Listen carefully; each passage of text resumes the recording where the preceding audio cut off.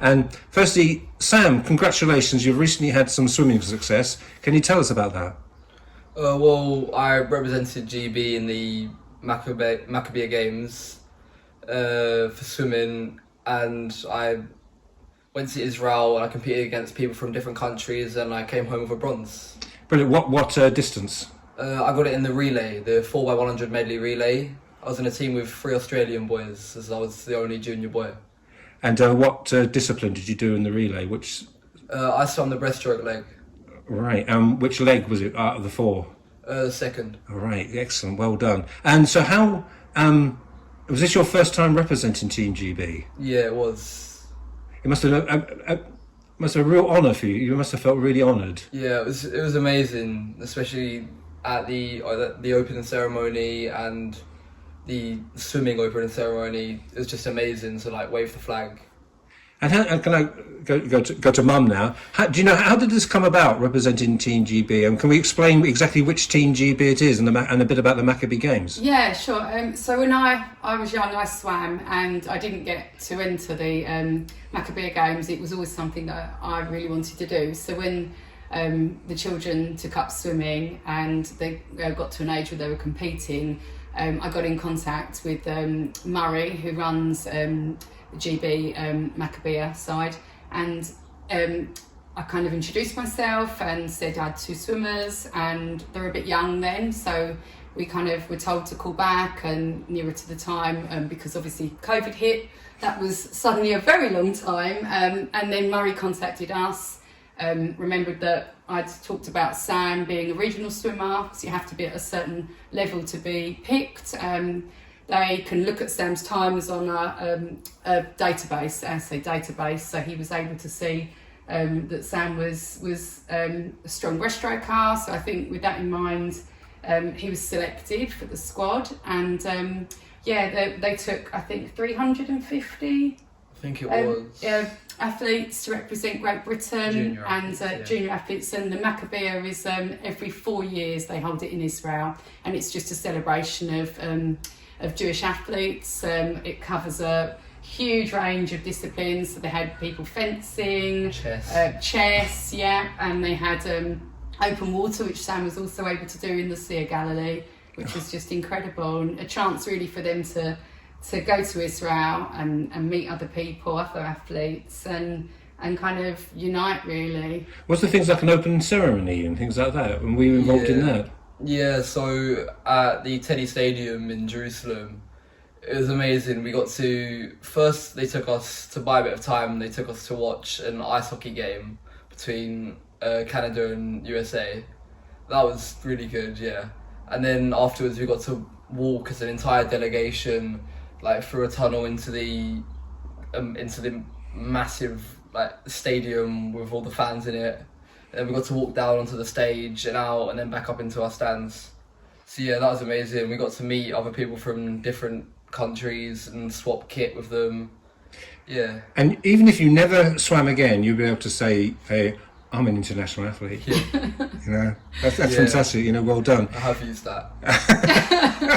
And we segue this as part of, this is a sports interview, but also part of Harlow 75. And was this your, firstly, you both identify as British Jews, would that be correct? Yeah. And was this your first visit to Israel? It was, yeah. So the first time.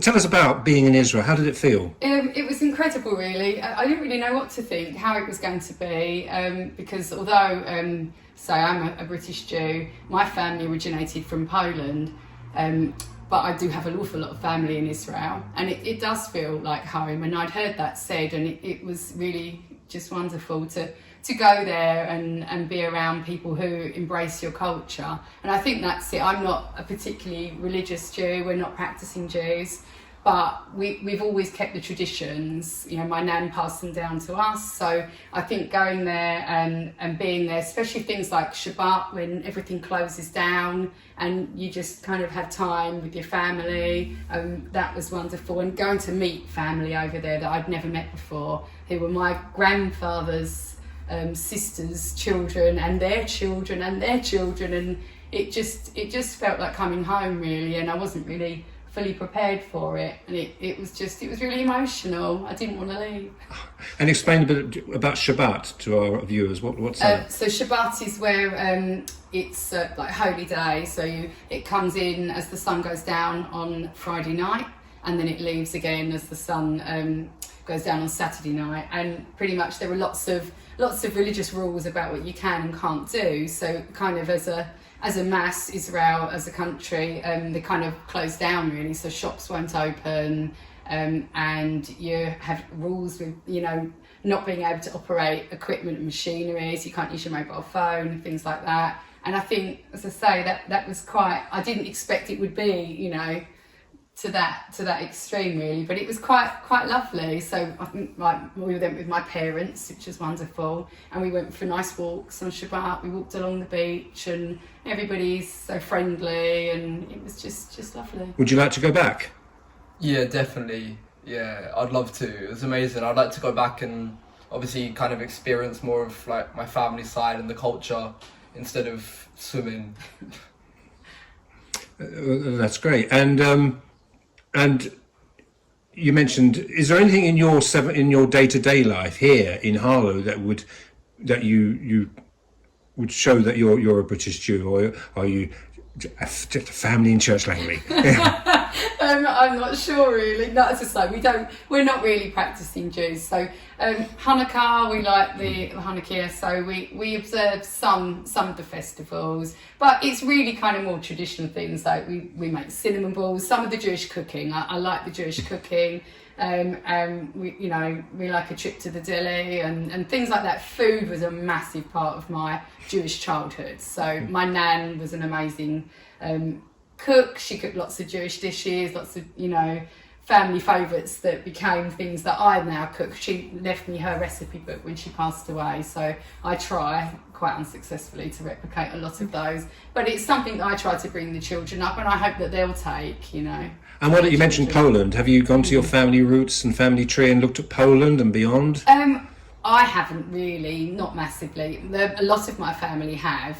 So there was a giant family tree where we went, I think goes all the way back, so when our family first went to Poland, but I'm not so up to date on all that stuff. I have some of my older family, they were really into that, and I do know to say that my great grandparents would have come over just before World War II, so it was before all of that started, but certainly when there was huge problems with anti-Semitism in Poland, and the country was starting to feel like it was a pretty unfriendly place and an unsafe place for Jews. I know that my great grandfather particularly he came over and found work and came to London. And then sent for the rest of his family. Some of the family stayed, unfortunately, and some travelled further afield. We have family who went to Montevideo, and then some who ended up in Israel. So we're kind of scattered around. Some went to America.